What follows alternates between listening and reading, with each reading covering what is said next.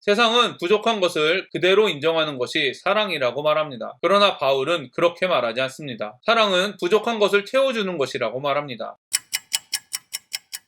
안녕하세요. 바이블 TMI의 마카리오스입니다. 오늘 본문은 데살로니가 전서 3장 1절부터 13절입니다. 오늘 말씀은 바울이 데살로니가 교인들의 환난을 위로하며 성도들에 대한 사랑을 보여주는 내용입니다. 오늘 말씀을 통해 선교의 정의, 고난의 유익, 사랑에 대해 깊이 성찰하는 시간이 되기를 바랍니다. 이러므로 우리가 참다 못하여 우리만 아덴에 머물기를 좋게 생각하고 우리 형제 곧 그리스도의 복음을 전하는 하나님의 일꾼인 디모데를 보내노니 이는 너희를 굳건하게 하고 너희 믿음에 대하여 위로함으로 아무도 이 여러 환난 중에 흔들리지 않게 하려 함이라. 우리가 이것을 위하여 세움받은 줄을 너희가 친히 알리라. 한국에서 사는 많은 사람들이 삼성 등 한국 제품을 사는 이유는 물건이 좋아서이기도 하지만 애프터 서비스가 외국 제품보다 잘 되어 있기 때문입니다. 오늘 말씀을 보면 복음을 전하는 선교 역시 마찬가지로 애프터 서비스가 매우 중요하다는 사실을 알 수 있습니다. 바울은 자신이 이방인의 사도로 부름받았다고 말합니다. 내가 이방인인 너희에게 말하노라. 내가 이방인의 사도인 만큼 내 직분을 영광스럽게 여기노니. 많은 사람들이 바울의 전도 여행을 생각하며 복음 전파, 즉 선교는 믿지 않는 사람들에게 복음을 전하는 일로 끝난다고 생각합니다. 그러나 2절과 3절을 보면 바울은 환난 가운데에 있는 데살로니가 교인들의 환난이 걱정되어 디모데를 보내 너희를 굳건하게 하고 너희 믿음에 대하여 위로함으로 아무도 이 여러 환난 중에 흔들리지 않게 하려 하기 위하여 세움받았다고 말합니다. 또한 바울의 1차, 2차, 3차 전도 여행을 보면 새로운 지역에 복음을 전하는 일보다는 이미 복음을 전했던 곳을 다시 방문하는 루트로 계획되었음을 알 수 있습니다. 대부분의 경우 핍박을 받아 쫓겨나거나 성령의 환상을 보기 전에는 한 지역에 머물며 그들과 함께 말씀과 삶을 공유했다는 것을 볼 수 있습니다. 그렇습니다. 바울이 생각하는 이방인의 사도로 부름받았다는 의미는 이방인에게 복음을 전하는 것에서 끝나지 않습니다. 바울은 복음을 받아들인 사람들을 굳건하게 하고 위로함으로 환난 중에서 흔들리지 않게 하는 것이 자신이 선교사로 부름받은 이유라고 말합니다. 즉 부모가 자녀를 성인이 될 때까지 보살펴주듯이 복음을 받아들인 성도들이 신앙의 성장을 이룰 때까지 보살펴주는 것이 선교라고 정의합니다. 우리가 흔히 생각하는 교회에 나오지 않는 사람을 교회에 출석하게 하는 것은 바울의 말에 의하면 선교인지 알 수 없습니다. 제가 수차례 말씀드린 것과 같이 성경에 기록된 선교는 복음 전파와 양육이 모두 포함되는 것입니다. 여러분, 복음을 듣지 못한 사람들에게 말로 전하는 것만을 선교라고 생각하지 마십시오. 만약 여러분이 가정에서, 직장에서, 교회에서 맡겨진 영혼을 양육하고 있다면 여러분이 선교의 사명을 감당하고 있다는 사실을 기억하십시오. 저를 비롯해 대부분의 그리스도인의 경험을 보면 모르는 사람에게 복음을 전파하는 일도 매우 힘든 일이지만 영적 자녀를 양육하는 일은 더욱 힘든 일이라는 것을 알 수 있습니다. 오래 같이 할수록 자신의 본 모습을 포장하기가 힘들기 때문입니다. 오랫동안 양육을 위해 힘쓰는 일은 정말 쉽지 않기 때문입니다. 저와 여러분이 복음을 전하기만 하고 양육은 자신의 책임이 아니라고 속삭이는 사단의 속임수에서 벗어나시기를 바랍니다. 더 나아가 우리에게 맡겨진 영혼이 성장할 때까지 양육하기를 포기하지 않게 되기를 바랍니다. 우리가 너희와 함께 있을 때 장차 받을 환난을 너희에게 미리 말하였는데 과연 그렇게 된 것을 너희가 아느니라. 이러므로 나도 참다 못하여 너희 믿음을 알기 위하여 그를 보내었노니 이는 혹 시험하는 자가 너희를 시험하여 우리 수고를 헛되게 할까 함이니. 바울은 데살로니가 교인들에게 고난받을 것을 미리 예언했습니다. 왜냐하면 예수님을 믿는 그리스도인에게 고난은 반드시 따라오기 때문입니다. 그리스도인은 인생의 목표가 세상의 기준에서 하나님의 기준으로 바뀌었기 때문에 세상 사람들은 이해할 수 없기 때문입니다. 실제로 저는 고난 없는 그리스도인은 들어본 적도 본 적도 없습니다. 요한 크리소스 토무스는 우리 교사들이 말하는 것이 환난 때만큼 효과적으로 사람들 귀에 쏙쏙 들어가는 때가 없습니다. 사람들이 편하고 한가해 게으르게 살 때는 가르치는 이의 소리가 짜증만 날 뿐입니다. 그러나 환난과 시련이 닥치면 간절히 교사의 말을 듣고 싶어 합니다. 환난을 당해 영혼이 괴로움 속에 있을 때 사람은 어디서라도 위로를 얻고 싶어 하기 때문입니다. 그럴 때 설교자의 선포는 여간 큰 위로가 아닙니다. 라고 말했습니다. 이처럼 고난은 자신을 부인하고 하나님만을 의지하게 하는 도구입니다. 이것이 바로 그리스도인이 고난을 기쁨으로 감당하는 이유입니다. 그러나 5절 9절을 보면 자신을 부인하고 하나님만을 의지하게 하는 방법인 고난을 사단이 하나님을 부인하게 만드는 방법으로 바꾸어 버렸다는 것을 알 수 있습니다. 시험하는 자가 너희를 시험하여. 지금도 마찬가지이지만 사단은 환난을 받기 때문에 기독교는 힘이 없다, 능력이 없다라며 하나님을 떠나라고 말합니다. 십자가에 돌아가신 예수님을 바라보는 사람들에게 예수님은 능력이 없다라고 속삭입니다. 자기를 부인하고 하나님께 순종하는 일을 자유를 얻었다라고 하지 않고 자유를 박탈당했다고 속삭입니다. 우리가 고난과 환난 때문에 하나님을 멀리한다면 바로 사단의 계략에 빠진 것입니다. 저와 여러분이 고난을 통해 하나님을 떠나는 것이 아니라 교만한 우리들의 모습이 겸손해지는 은혜를 누리기를 바랍니다. 지금은 디모데가 너희에게로부터 와서 너희 믿음과 사랑의 기쁜 소식을 우리에게 전하고 또 너희가 항상 우리를 잘 생각하여 우리가 너희를 간절히 보고자 함과 같이 너희도 우리를 간절히 보고자 한다 하니, 이러므로 형제들아 우리가 모든 궁핍과 환난 가운데서 너희 믿음으로 말미암아 너희에게 위로를 받았노라. 바울은 데살로니가 교인들의 모습에 위로를 받았다고 말합니다. 그러나 데살로니가 성도들을 향한 핍박은 바울이 편지를 쓰는 순간에도 지속되었습니다. 따라서 바울이 데살로니가 교인들을 핍박하는 상황이 해결되었기 때문에 위로를 받은 것은 아닙니다. 또한 바울보다 데살로니가 성도들이 더 큰 고난을 받고 있기 때문에 바울이 위로를 받았다고 생각할 수 없습니다. 왜냐하면 오늘 말씀에 기록된 바울이 위로받은 이유 때문입니다. 그러므로 너희가 주 안에 굳게 선즉 우리가 이제는 살리라. 우리가 우리 하나님 앞에서 너희로 말미암아 모든 기쁨으로 기뻐하니 너희를 위하여 능히 어떠한 감사로 하나님께 보답할까. 8절을 보면 바울이 데살로니가 성도들에게 위로받은 이유는 환난 가운데 믿음으로 주 안에 굳게 섰기 때문입니다. 데살로니가 교인들이 주 안에 굳게 선 일이 위로가 되는 이유는 바로 생명, 즉 구원과 연관되어 있기 때문입니다. 그리스도인은 고난 자체를 즐거워하지는 않습니다. 그리스도인이 고난을 즐거워하고 기뻐하는 이유는 바로 고난 가운데 믿음으로 주 안에 굳게 서는 일이 생명과 연관되어 있다는 것을 알고 있기 때문입니다. 생명을 주시기 위해 고난 가운데 믿음으로 주 안에 굳게 세우시는 하나님을 경험하고 있기 때문입니다. 그렇습니다. 고난은 우리들이 생명을 소유하고 있는지 시험하는 도구입니다. 다시 한번 말씀드리겠습니다. 신앙생활을 시작하신 여러분, 고난과 핍박이 오는 것을 이상하게 생각하지 마십시오. 고난과 핍박은 하나님을 더욱 의지하고 더 큰 믿음으로 굳게 서기 위하여 주어진 하나님의 방법이기 때문입니다. 고난과 핍박은 우리들이 생명을 소유하고 있는지 시험하는 도구이기 때문입니다. 성경은 이처럼 구체적으로 우리의 구원을 점검하는 일에 대해 기록하고 있습니다. 그리스도인이 고난을 기뻐하는 이유에 대해 구체적으로 기록하고 있습니다. 여러분은 바울이 말하고 있는 생명의 증거, 즉 고난 가운데 믿음으로 주 안에 굳게 세우시는 하나님을 경험하고 있습니까? 믿음의 성장과 구원의 확신을 가져오는 고난을 기쁨으로 받아들이고 있습니까? 고난을 피하려고 발버둥 치고 있습니까? 고난을 일부러 받으려고 할 필요는 없지만 고난이 우리에게 다가올 때 오늘 말씀에 기록된 고난이 주어지는 이유를 묵상하며 기억하시기를 바랍니다. 주야로 심히 간구함은 너희 얼굴을 보고 너희 믿음이 부족한 것을 보충하게 하려 함이라. 하나님 우리 아버지와 우리 주 예수는 우리 길을 너희에게로 갈 수 있게 하시오며 또 주께서 우리가 너희를 사랑한과 같이 너희도 피차간과 모든 사람에 대한 사랑이 더욱 많아 넘치게 하사 너희 마음을 굳건하게 하시고 우리 주 예수께서 그의 모든 성도와 함께 강림하실 때에 하나님 우리 아버지 앞에서 거룩함에 흠이 없게 하시기를 원하노라. 10절을 보면 환난을 이기는 믿음을 소유한 데살로니가 교인들 역시 보충할 믿음이 있다는 것을 알 수 있습니다. 바울이 데살로니가 성도들을 사랑하기 때문에 믿음이 부족한 것을 보충하려고 한다고 말하기 때문입니다. 그렇습니다. 환난을 이기는 믿음을 소유한 성도라고 할지라도 믿음이 온전하지는 않습니다. 바울은 이 세상에서 믿음이 온전한 사람은 없다고 말합니다. 그래서 믿음의 경주가 끝날 때까지 계속해서 경주해야 한다고 말합니다. 죽을 때까지 영적 싸움이 멈추면 안 된다고 말합니다. 세상은 부족한 것을 그대로 인정하는 것이 사랑이라고 말합니다. 그러나 바울은 그렇게 말하지 않습니다. 사랑은 부족한 것을 채워주는 것이라고 말합니다. 그리고 바울은 11절과 13절을 통해 사도들이 데살로니가 교인들을 사랑하는 일, 데살로니가 교인들이 서로 그리고 모든 사람에 대한 사랑이 넘치는 일, 마음을 굳건하게 하는 일, 재림 때 흠이 없게 하는 일은 모두 주께서 하시는 일이라고 말합니다. 그렇습니다. 부족한 믿음을 채워주시는 사랑은 오직 주님으로부터 흘러나오는 것입니다. 바울이 하는 것은 바로 주님의 사랑을 받고 받은 사랑을 흘러보내는 것입니다. 저와 여러분은 사람들의 부족함을 인정하는 세상 사람들이 원하는 사랑을 추구하고 있습니까? 아니면 자신의 부족함을 채워주시는 하나님의 사랑을 넘치도록 받고 부족한 사람들에게 하나님의 사랑을 흘러보내는 하나님이 원하는 사랑을 추구하고 있습니까? 저와 여러분이 하나님의 사랑을 넘치도록 받고 흘러보내 통해 다른 사람의 부족함을 채워주는 하나님의 도구로 사용되기를 간절히 소망합니다. 제가 오늘 여러분과 적용하고 싶은 부분을 말씀드리겠습니다. 첫 번째, 복음을 듣지 못한 사람들에게 말로 전하는 것만을 선교라고 생각하는지, 복음 전파와 양육이 모두 포함되는 것이 선교라고 생각하는지, 여러분의 선교에 대한 정의가 무엇인지 깊이 생각해 보시기를 바랍니다. 두 번째, 바울이 말하고 있는 고난의 유익을 정말 유익이라고 생각하고 받아들이고 있습니까? 오늘 말씀에 기록된 고난의 유익에 대한 자신의 생각과 태도를 점검해 보시기를 바랍니다. 세 번째, 여러분이 경험하고 추구하고 있는 사랑이 어떤 사랑인지 묵상해 보시기를 바랍니다. 오늘도 행복한 하루가 되시기를 바랍니다.